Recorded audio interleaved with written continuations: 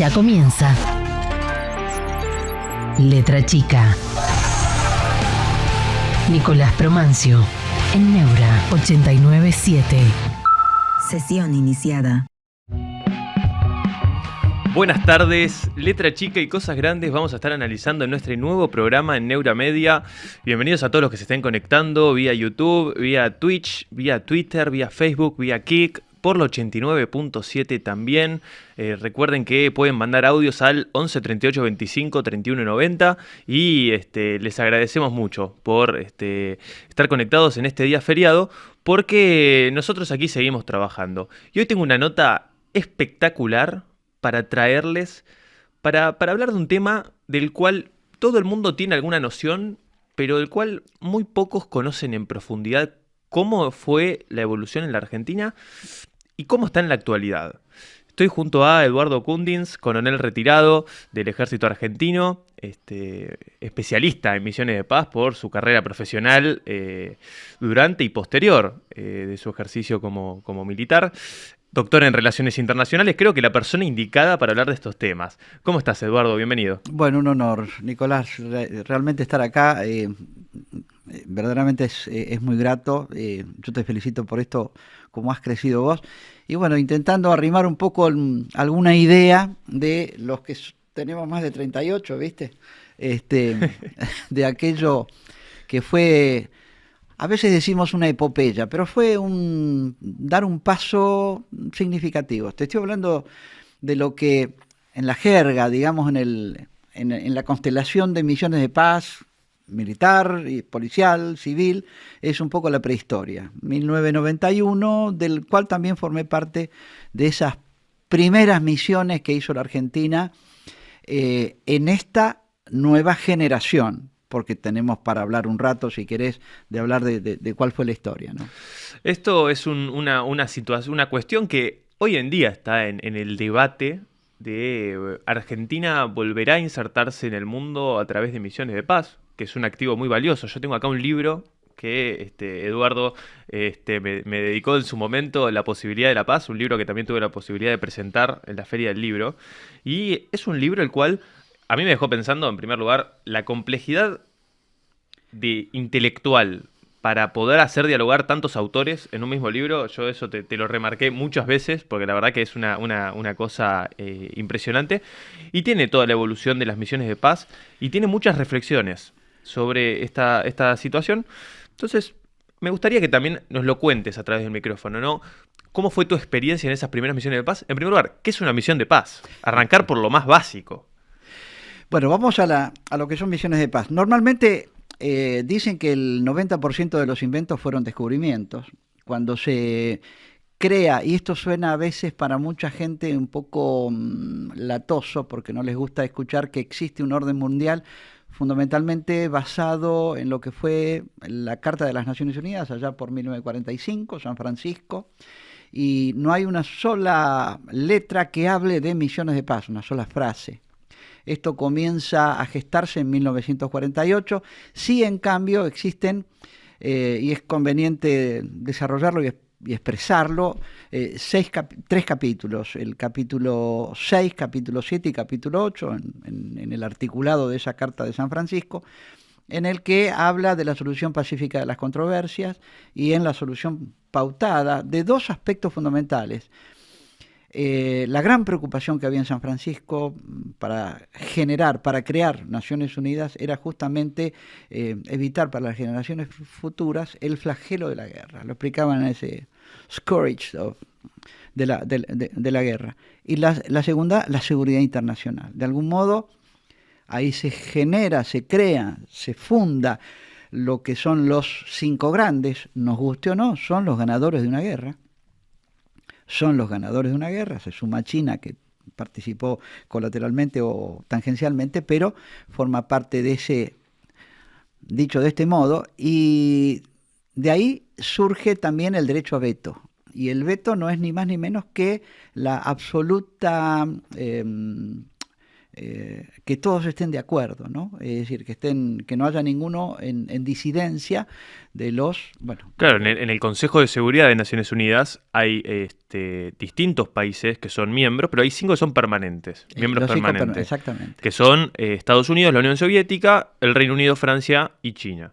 Estos países tienen derecho a veto, lo que significa que en caso de estar pasando, por ejemplo, alguna resolución en estos articulados que está mencionando Eduardo sobre algún conflicto en específico, estos 5 países tienen derecho a vetar las resoluciones para que no se sancione a dichos países. Es un poder asimétrico, una organización que tiene una configuración asimétrica, que es su naturaleza. Acá es descriptivo, no es una cuestión valorativa. La palabra es unanimidad. A veces nosotros la reemplazamos por el derecho a veto y es justamente que los 5, los que vos nombraste, y suena extraño escuchar la Unión Soviética, pero sí, era por entonces lo que hoy es la Federación de Rusia, era la Unión Soviética. En consecuencia, se larga a rodar esto y al poco tiempo las controversias interestatales existían. Y la primera que surge, y ahí vos mirá que hay como un cierto protagonismo que tiene Argentina en 1948 de presentar una solución para el tema India-Pakistán, que tiene absoluta vigencia y de la cual me encantaría que podamos volver, porque tenemos el orgullo de tener el Head of Mission, el jefe de esa misión, hoy por hoy es un argentino, es un almirante que está instalado en un lugar de una controversia que involucra a 2 países nucleares, ¿no? Esto lo has dicho alguna vez. Pero bueno, lo que surge es el Estado de Israel. ¡Wow! Si tenemos vigencia actualmente. Entonces, ahí comienza, Canal de Suez, el primer desembarco de tropas internacionales para tratar de preservar la paz en la zona de Palestina, Israel, cuando comienza a generarse el Estado de Israel, y a partir de ahí se establece una primera misión de vigilancia de la tregua que sigue vigente. Es la más antigua de todas y en la que también Argentina va participando. Y de paso te voy desgranando un poco en qué misiones está participando. Vos tenés un mapa. Sí, tenemos un mapa para poner en pantalla también mientras lo vas explicando, así se lo puede ver también la audiencia. Así que volviendo a tu pregunta, hay una descripción de que ahí aparece una frase famosa de Dag Hammarskjöld, que fue uno de los primeros, el primer secretario general de las Naciones Unidas, en la que acuña esa frase que a nosotros nos hace dulce el corazón de... Estas misiones no son paramilitares, pero solo los militares la pueden hacer. Y a partir de ahí comienza esta participación. Los primeros, yo diría, hasta el año 91, que podemos llegar a definir como una primera etapa, no hubo más de 15, 20 misiones, eso uno puede indagar. Es muy buena, y volviendo al tema del libro, la investigación. Hay mucha juventud hay muchos estudiantes que están estudiando, para la redundancia, los temas de las misiones de paz, la participación militar, policial y civil en misiones de paz. Y realmente los aliento a que recurran a las fuentes. Naciones Unidas es muy rica en este tipo de manifestaciones cuantitativas sobre todo, y después, uno sacará sus propias conclusiones. Tal cual. Teníamos ahí recién puesto en pantalla y lo vamos a volver a poner, sobre todo en los lugares donde Argentina hoy tiene presencia, las distintas misiones en las que tiene presencia. Tenemos también presencia en distintos países de Sudamérica, los cuales me vas a estar explicando. ¿Cómo querés que hagamos? ¿Querés que vayamos de Oriente a Occidente? No, acá el dueño, el jefe sos vos. Mira, si te parece podemos ir de Oriente a Occidente, porque la misión de paz más oriental donde Argentina tiene todavía presencia es la que justamente vos me estabas recién mencionando, entre India y Pakistán. Exacto. Bueno, ahí número más, número menos, 3, 4 personas. Uno es el Head of Mission, es un almirante que es el jefe de la misión. Acá se produce un tema en que la sensibilidad de los países, porque a ninguno le gusta tener, voy a decir una palabra que no le gusta a nadie, un ejército de ocupación, pero ver uniformes de otros países, así sea con el casco distintivo, con los símbolos, que identifican a Naciones Unidas y que de algún modo supone una cierta protección otorgada por el internacionalismo, es decir, el no afán de un país, sino que la neutralidad está dada justamente por esa cualidad internacionalista de las fuerzas de paz, en donde ahí participan otros países, Argentina es uno más, pero tenemos este orgullo, inclusive podemos decirlo rioplatense, porque el hoy almirante Ríos reemplazó a un general uruguayo. Entonces, de algún modo, este es un poco el protagonismo y la oportunidad. Yo te pediría que retomes esto y que nuestra audiencia también, esta oportunidad de lucimiento en la cual un militar argentino puede ser considerado como un par más con el resto de los países del mundo. Vos sabés que en Argentina ser militar es casi un sallo difícil de llevar por una serie de prejuicios que han existido a lo largo de y que han instalado. Y me da cierta tranquilidad expresártelo a vos, porque conozco también tu forma de expresarlo, y realmente es un halago escuchar muchas veces lo que vos expresás. Y esto también, tengo que confesarlo, es lo que a mí me llevó en su momento a decir, me parece que estamos esperando el tren en un andén desierto, donde no va a pasar nunca más. Yo sufrí mucho, sea como alumno, sea como profesor, el estar enseñándole a alumnos, algunos de ellos ya fueron generales ya,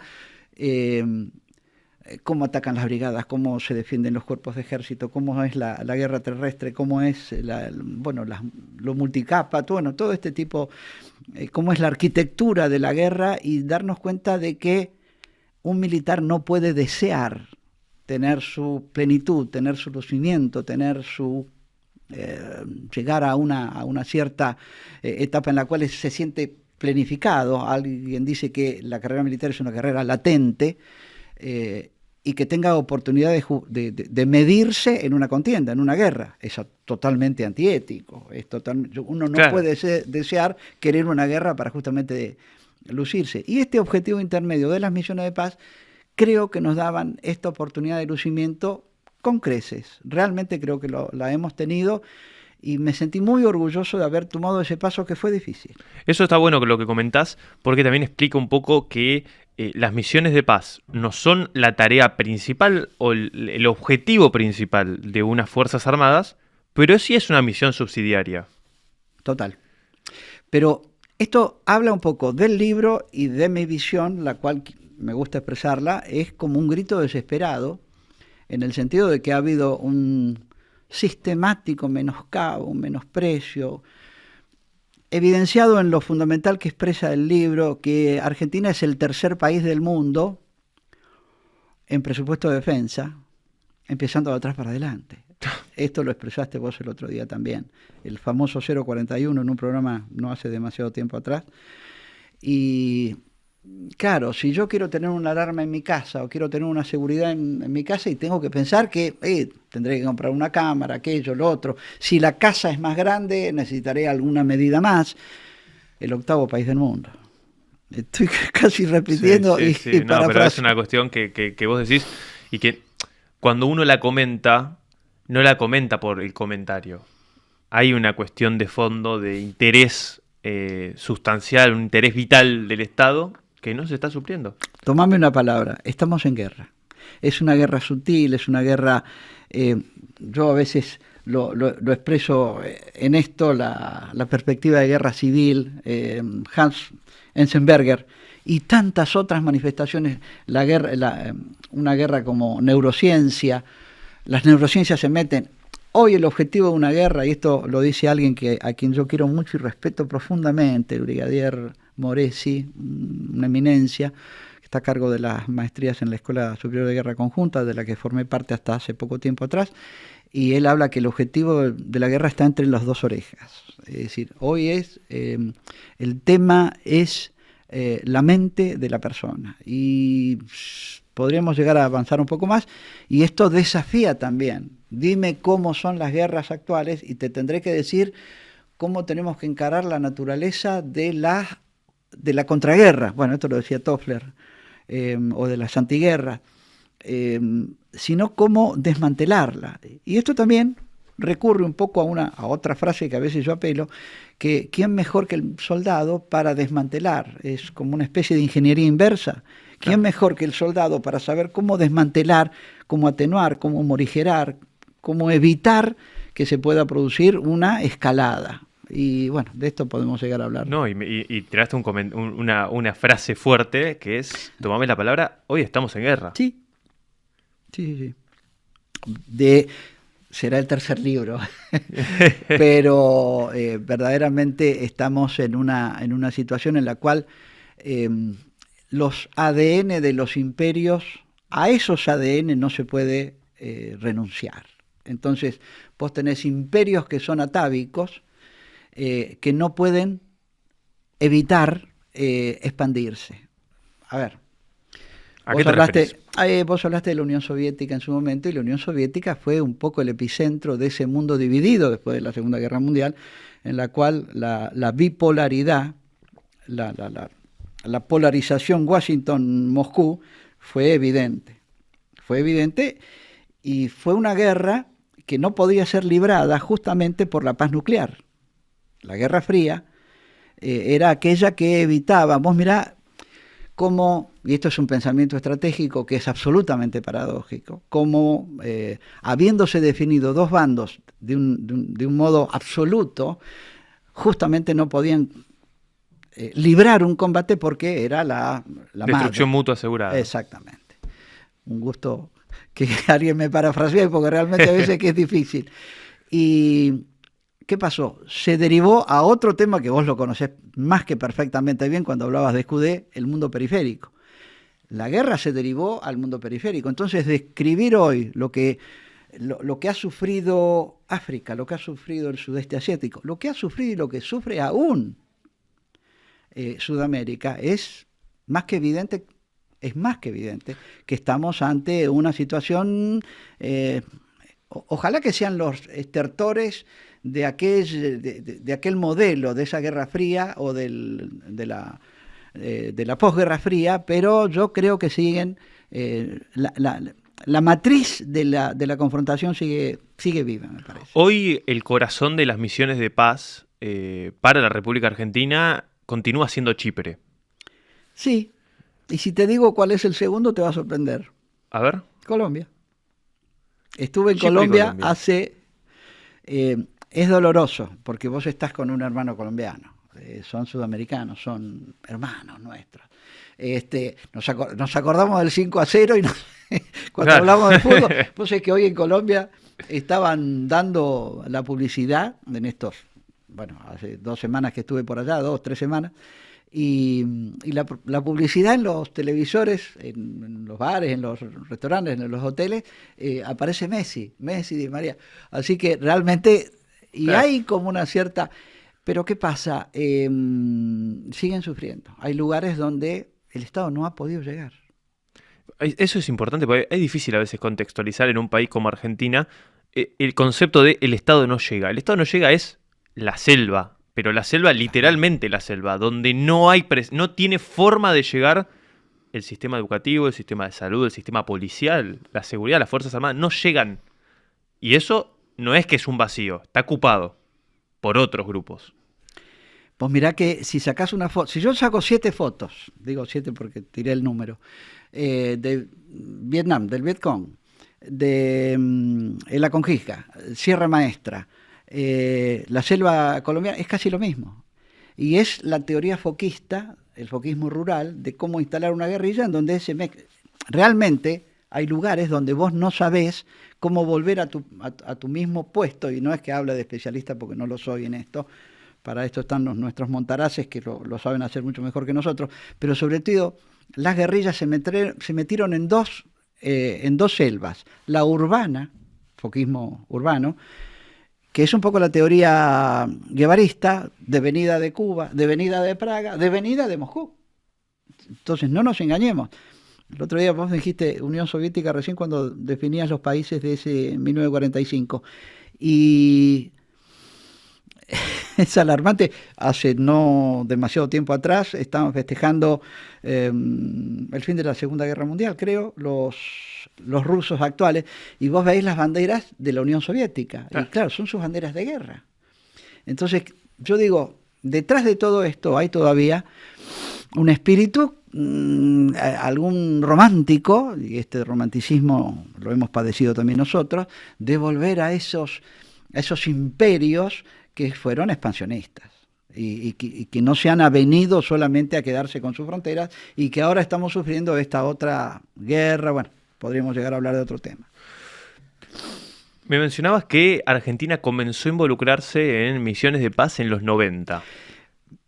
De un modo sustantivo. Sustantivo. Pero la primera misión de paz, y esto lo desarrollamos en el año 2008, y de paso chivo, en el 2008 Argentina cumple sus 50 años de participación en misiones de paz. Okay. 4 personas, me acuerdo un apellido y perdona el resto, Sánchez de Bustamante, un apellido Sánchez de Bustamante, aparecen en UNIFIL, en el Líbano. Es la primera vez que Argentina participa, después viene Mozambique, después vienen todas las misiones, pero ya te digo, aproximadamente entre el año 1958, 10 años después de la primera misión, sí, es cuando Argentina se sube a esto. Sí. De algún modo tiene algo que ver con lo que estabas hablando hace 2-3 semanas atrás respecto al tema de Roosevelt y Ortiz, de subirse a Estados Unidos, etcétera, etcétera. Pero la primera misión de paz mundial, 1948, Israel, Líbano, etcétera, Israel fundamentalmente, Palestina. 1958 se sube a Argentina a pedido siempre de Naciones Unidas y después comienza ir participando en diferentes misiones. El número de esas primeras misiones hasta el año 91 fueron de un centenar y medio de observadores fundamentalmente. Y también repartidos entre Fuerza Aérea, algunos navales. El primer fallecido en una misión de paz durante el periodo de una misión de paz es un naval. Esos detalles los tenemos también en nuestro modo de expresar. No dijimos yo tengo una radio, pero bueno, ese es otro tema. Un programa de radio. Y en el 91 hay como una especie de Big Bang. Y ahí cae el muro de Berlín, hay una cierta multilateralidad en el mundo, una multipolaridad sería la palabra, y ahí comienzan a despertarse una serie de resoluciones que hasta ese momento estaban contenidas y toca, por ejemplo, Angola, toca en el año 91 también el Sahara Occidental, la MINURSO, el referéndum. Tenemos algunas imágenes tuyas en Sahara Occidental también para ir pasando. Éramos tan jóvenes. Y bueno, pero vos mirá, Nicolás. ¿Ese sos vos el de la imagen? Sí. Este es un lugar donde habíamos ido a un sitio de refugio de ancianos y niños. Y me acuerdo que el Frente Polisario, el Frente Popular de Liberación del Zaguía Alhambra y Río de Oro, tenían cierta inclinación. Nosotros teníamos que hacer un plan de patrullas, teníamos que ir a visitar a ver si realmente este era un lugar donde se daba alimento a los niños, saharauis, nómades, está claro. Y no que fuera un lugar de acopio de armamento, por ejemplo. Esa era la responsabilidad que nosotros teníamos. Y me acuerdo que ahí me comían con leche de camello. Mira, el yogur es líquido al lado de la leche de camello. Así que bueno, y no lo vayas a despreciar. Entonces esto, viste, te va enriqueciendo, te va respetando, te va empezando a dar a conocer como un montón. Yo lamentablemente no te puedo dar el dato exacto porque formando parte de este menoscabo, menosprecio que ha sufrido durante cerca de 40 años, un poco más, lo militar, tendríamos que tener un observatorio yo decirte, mirá, han salido 72.244, si la llego a pegar, tengo que ir a jugar a la lotería, pero no es un número demasiado diferente a este que te estoy diciendo de los sucesivos relevos en misiones de paz que ha tenido la República Argentina. En el 92 yo estaba volviendo del Sahara y estaba saliendo el primer contingente a Balcanes. Balcanes es como para hablarlo un rato. Viste, cuando hablamos de balcanización hablamos de... Los Balcanes en los 90, te digo, lugar complejo. Antes de que me pases a eso, creo que tenemos otra imagen de ahí, mirá, la leche, mirá, ahí tenés con los camellos. Bueno, era la sorpresa que tenía un argento en el desierto después de llover. ¡Wow! ¿Llueve en el desierto? Sí, llueve en el desierto. Un día llovió lo que no llueve capaz que en Buenos Aires. Después no llovió en todo el año. Claro. Una bendición para... Y ahí venían los camellos, vos mirá que no se alejaban. Y todo lo que me está rodeando que es blanco no es oro, es mármol. Ah, mira. Es mármol. Y está bastante fácil extracción, te digo. Lo que pasa es que, mirá, vos mirá el horizonte, no tenés una No ruta tenés nada. ni dibujada. Nada de nada. Me acuerdo que mi cama, mi aire acondicionado, mi alojamiento voló en un AN-26, que es el helicóptero más grande del mundo. Me acuerdo que la patrulla fuimos a recibir el contenedor de 40 pies porque no había con qué llevarlo desde el Atlántico, desde los puertos hasta... Estábamos en la playa, solo que la playa tenía 400 kilómetros de largo, ¿viste? Claro. De profundidad. Y me acuerdo la maniobra que le hicimos con un italiano, un tunecino y un francés, sí, y teníamos el helicóptero allá arriba y estábamos adentro de una tromba, parecía un tornado, y bajando y sacando las eslingas para lo que yo no llegué a verlo, porque ya cuando me tuve que retirar del desierto, cuando ya me replegaba, cuando era la repatriación, ya llegó el segundo relevo y bueno, habrán disfrutado, por lo menos lo trajimos los materiales a ese primer contingente. Después me dijiste, volviste ahí, te fuiste a los Balcanes. Yo personalmente no. Ahí, última imagen, antes, Sí. y después vamos a eso. Bueno. ¿Esa imagen de qué es? Esta imagen es en el año 2006. Esta es de posterior, ok. Esto es India. Fuimos a visitar a la máxima autoridad operativa de las misiones de paz justamente en Nueva Delhi. Ahí estamos con Marcelo, lo fuimos a visitar. Yo ahora realmente no te debo la disculpa, te lo puedo aclarar posteriormente quién es la autoridad. Creo que después me enteré que no se podía sacar fotos, pero bueno, esto no importa, digamos, prescribió, ¿no? Ya pasaron 20 años. Pero vos mirá que nosotros fuimos construyendo una relación con la India. Y me acuerdo que en ese momento habíamos hecho, y esto me lo arrogo como una iniciativa, nos llegaban invitaciones, India, con los miles de millones de habitantes que tienen, estaban interesados en construir un puente con Argentina, porque nosotros teníamos, como este chico Marcelo Wagner, se me fue el apellido, está con W y no me acuerdo, había estado en 2 o 3 misiones antes, como era helicópterista, ya en Chipre, había estado en 1 o 2 oportunidades anteriores, Okay. Y formaba parte del team nuestro de misiones de paz en el Estado Mayor Conjunto, y realmente tenía mucho valor porque él, claro, imagínate que India tenía en ese entonces como 300 generales. Que alguien pueda repetir una misión de paz era casi un milagro. Creo que 3 millones de tropas tenían bajo bandera. Así que realmente la oportunidad de estar hablando con alguien que tuviera varias... Y esto también, y recalco, Nicolás, qué buenos embajadores fueron los militares argentinos en las misiones, porque realmente ha habido un prestigio y a la hora de estar como medio de cambio, como medio de comparación, fue realmente muy grato. Cuando Bill Clinton viene para Argentina y quiere ofrecer algo, él habla en idioma militar, el famoso aliado extra-OTAN. Claro.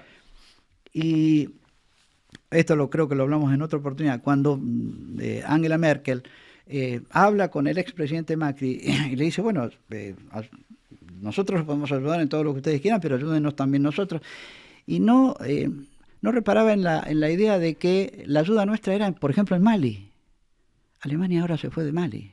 Y nosotros tenemos toda una franja en el Sahel de África con golpes militares, que podrían haber sido evitados si se hubiera manejado las cosas de otro modo, sí. ¿no? Tal cual. Estas anécdotas una tras de otra son increíbles. ¿Me querías comentar algo de los Balcanes? Bueno, los Balcanes, Argentina participa con cerca de 850, 900 efectivos en los Balcanes. a ver, los Balcanes se deshacían, había toda una propuesta, la OTAN de algún modo ahí interviene. Yo no creo que esté firmado el último libro o esté definido esta palabreja de la balcanización, esta disolución del nexo que lo había logrado Tito. Claro, o sea, la balcanización es básicamente Yugoslavia, que era un país que ocupaba la región de los Balcanes o los países balcánicos, era un popurrí de naciones, religiones, culturas muy distintas, de países los cuales naciones se llevaban muy mal entre sí. Y solamente un líder durante 40 años los pudo mantener unidos, que era Tito, que era un comunista, aliado de la OTAN, básicamente. Era un comunista aliado de los occidentales.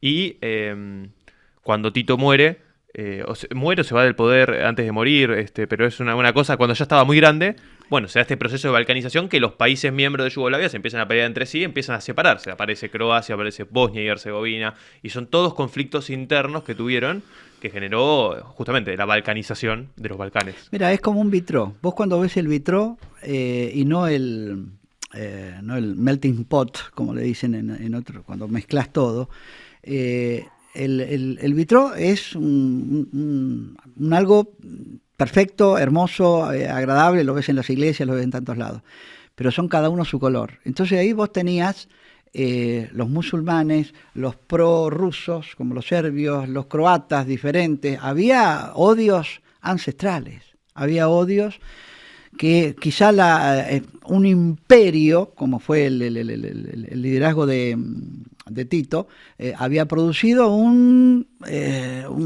intent que se había sostenido. Y ahí yo creo que la OTAN, en su afán de avanzar, de ir consolidando toda su Europa, es el día de hoy que todavía quedan algunas dudas respecto a el ataque de la OTAN a Belgrado. Otra de las locuras que pasó.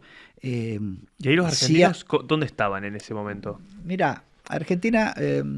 ¿cuál era el rol que estaba yendo esas 850, 900 argentinos que estaban yendo allí? ¿Qué rol ocupaban? Eran las fuerzas de separación entre los croatas y los serbios, que era el fenómeno más incisivo de ese conflicto, odiados a muerte. Hay algún tipo de comentario respecto a que fueron sobrepasados en algún momento, aunque evitaron también otro tipo de desmanes. Hubo hasta 7 batallones ejército argentino, porque solamente había participado el ejército, con estos 850 efectivos, número más, número menos, que fueron relevándose sucesivamente, desde el año 92, ya te digo, hasta aproximadamente 94-95. Con situaciones de combate real. Mira, hubo aparentemente una situación de combate donde hubo por un lapso, esto le pasó al BA-7, estoy hablando del año 95 aproximadamente, que hubo fuego. No un fuego sostenido, pero un fuego, y tampoco se produjeron bajas en forma directa por ese fuego, pero una situación de combate a la cual se quedaron en el medio. Estas fuerzas en oposición, una de las funciones de las misiones de paz es justamente la contención de las partes en conflicto. La buffer zone, como en Chipre o en tantos otros lugares, evitar... Claro, la buffer zone sería entre donde está uno de los bandos y donde está el otro, hacer como una zona en el medio en la cual no pueden sobrepasarla. Una zona neutral. Una zona neutral. En algunos lugares le llaman no man land, tierra de nadie. Tierra de nadie, la ha habido, y en el caso particular de Chipre, por eso recurrí a esto, una zona de amortiguación, en la cual también no debe haber nadie, pero bueno, después de muchísimo tiempo, lamentablemente estos conflictos todavía no se terminan de resolver y solo la presencia de Naciones Unidas intenta morigerar de algún modo esto. De ahí tenés que la mitad del vaso lleno, la mitad del vaso vacío. Esto no se resolvió del todo, pero también, como dicen más de algunos de los comandantes de fuerza, nuestro homenaje al Gisto de Vergara, fallecido ya, y a tantos otros que han pasado, el general Barney y tantos otros, mira, haber logrado que se dilate un poco más una matanza, volviendo a Balcanes. En Balcanes hubo una matanza de 8.000 musulmanes a manos del otro bando, y forman parte de los grandes papelones de la humanidad, esto Srebrenica estoy hablando, en el año 95. Y otro de los fracasos que tuvo Naciones Unidas, porque hay que también hablar de los fracasos, lo que fue Ruanda. Los 800.000 tutsis muertos a machetazos por los hutus. 800.000 a machetazos. Sí, ojo, también tengamos en cuenta, y ahora te debo el nombre de una jueza argentina que intervino en el juicio posterior, no sé si en la Corte Penal Internacional o en qué rubro, ahora mismo no me estoy acordando, que tuvo que ver con, bueno, ella escribió algo que tiene que ver con los 100 días que no conmovieron al mundo. Yo a veces he dado como clase el estudio de Ruanda y llego a la conclusión, hago mal en decirlo, lo que falló fue la internacionalización del problema. Al no internacionalizar el problema, el Estado, bueno, ahí sí hubo un genocidio. Ahí sí, hablemos bien claro, eso es un genocidio. No como a veces que gratuitamente y en Argentina hablan de genocidio cuando las cosas son diferentes, ¿no? No hay punto de comparación. Sin duda. Te quiero también consultar, si volvemos al mapa de las misiones, vemos que Argentina tiene presencia en un montón de misiones, muchas más de los que uno podría pensar, ¿no? Tenemos en Chipre, en India y Pakistán, en Líbano, tenemos instructores en Brasil, tenemos en Medio Oriente, tenemos en Sudán del Sur, en República Centroafricana, en Sahara Occidental, en Nueva York, en la sede de la ONU, en Colombia, también tenemos instructor en Chile, y en Líbano, si es que todavía no lo mencioné. Todas estas misiones están compuestas por pocos efectivos. ¿Qué son? ¿Observadores? Lo que vemos ahí en ese mapa que tenemos, que además fue elaborado por la radio en la que el programa que vos conducís, Cascos Azules. Sí, esto si vos me permitís, Nicolás, es una licencia que yo me tomo de incorporar listas que tampoco no hay ninguna... No me consta que haya otro organismo que los aglutine. Yo, por ejemplo, tengo una hermosa relación con la Gendarmería Nacional y ellos mismos también me facilitan esto. Vos mirá que Sudán del Sur, lo que pasa en Sudán del Sur, un país que nació el 9 de julio, déjalo para hablar otro día. Lo que requieren son policías, y ahí está la Policía Internacional, que es nuestra Gendarmería, y que tienen un prestigio maravilloso. Y estamos hablando también, yo por ejemplo me permito esto de decir, tenemos 2 militares argentinos en Brasil, y tenemos un argentino en Chile. Iba a decirte el nombre y se me fue el nombre donde está, no es la Bianca, sino en el primer faldeo ahí cerca de Santiago, en el Secopac chileno.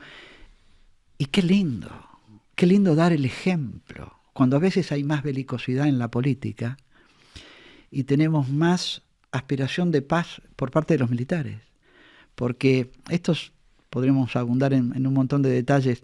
Esto es la famosa diplomacia militar, en la cual la afinidad que tiene un militar con otro militar del país que sea, nos permite construir puentes de entendimiento, y estas cosas que hubieran sido inimaginables cuando estuvimos a punto. Yo fui testigo también de un 1978 en el cual estábamos por irnos a las manos con Chile, y que hoy estemos hablando de una fuerza binacional para misiones de paz que va de Argentina a Chile, de Chile a Argentina, y estamos trabajando juntos, y hay medidas de confianza mutua, y hay aproximaciones, y hay entendimientos. Hoy tenemos hermanos chilenos y brasileños trabajando en nuestro CAECOPAS en Campo de Mayo.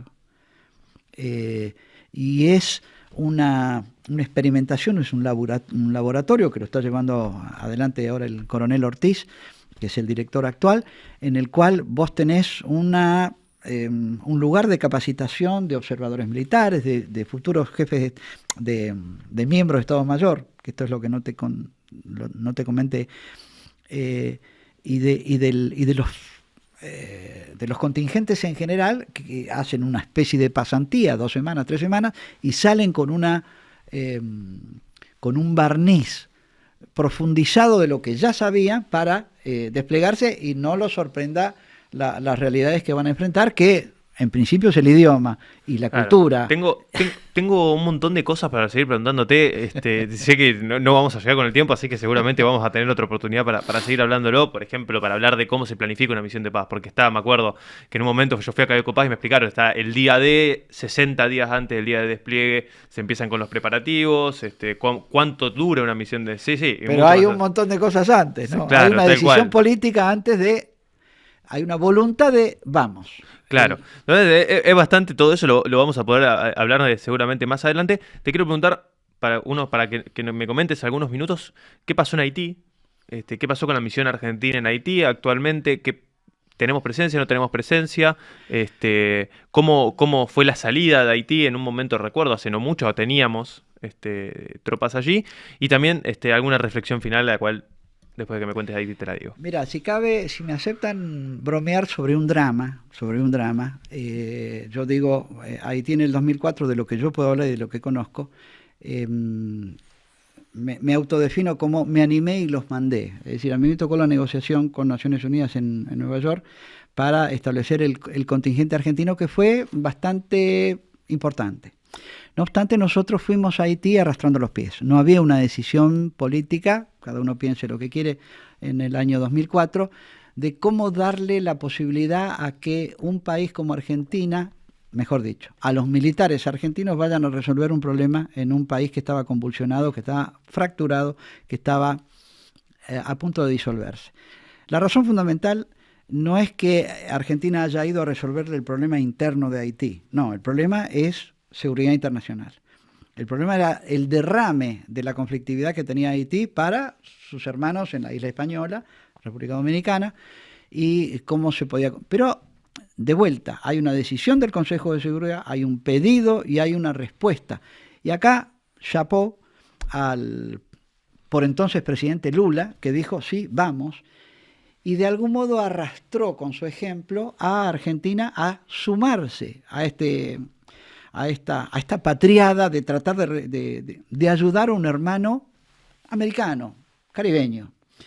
Fue muy duro, pero si no venía el resto del mundo. Entonces, esta idea de OEA, esta idea de UNASUR, esta idea de, que yo creo que la UNASUR nace a partir de Haití. Esto es una idea que la sugiero y que la tendré que fundamentar, trato de fundamentarla en el libro. Fueron los hermanos latinoamericanos los que fuimos a Haití a ayudar a nuestros hermanos haitianos, que fue un drama. La gente venía de Haití quebrada.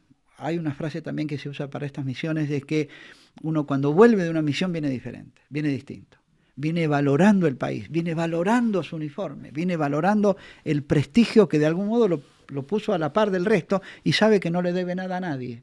Y esa es la moneda de cambio que te digo, es el medio de cambio en que Argentina puede salir al mundo. Esta es una muy buena oportunidad.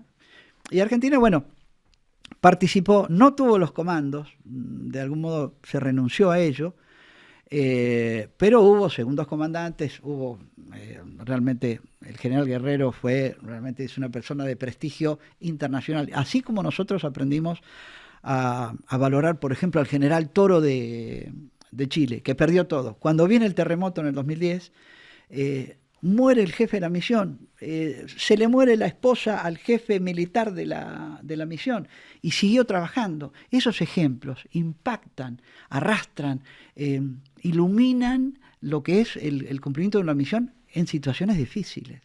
Así que en ese sentido, Haití nos enseñó muchísimo y, de algún modo, la política tiene una frase que dice: a Haití fuimos todos juntos y volvimos separados. Y eso es cierto. En un momento dado se renunció a esto. Después de la MINUSTA vino una misión policial. Ya había habido antes misiones policiales. Es más, te digo, en una misión anterior, estoy hablando del año 99, calculo, no tengo acá el dato exacto, pero está ahí seguro en el libro. La muerte masiva más grande de argentinos en misiones de paz fue en Haití y fue la gendarmería, un helicóptero caído. La palabra Haití significa tierra alta, tierra de montañas, y el desplazamiento más facilitado que hay es justamente el hacerlo por helicóptero. El helicóptero cae, no abatido, pero cae por un desperfecto, por un accidente, y mueren 9 gendarmes nuestros. Así que, de algún modo, esto es un poco Haití.